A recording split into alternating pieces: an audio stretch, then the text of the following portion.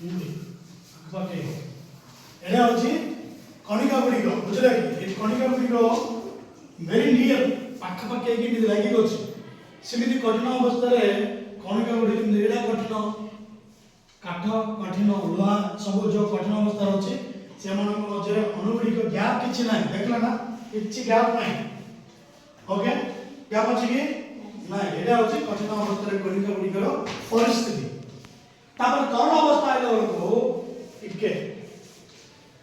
ଏମିତି ଥିବ ठीक है ओके एमती दियो ग्याप अछि ना तरल अवस्था एबे जो पानी अछि एटा तरल अवस्था अछि बुझला ना देखो एमे आमे एमिति मूविंग करि परिबा तरल अवस्था रे कोन जाउ गैसीय अवस्था से को ये थमो एमिति बुझ पाछो ना ये कणिका गुडी मध्य जो दूरटा बेसी अछि एटा के होछि गैसीय अवस्थार कणिकार परिस्थिति बुझ पाछन ना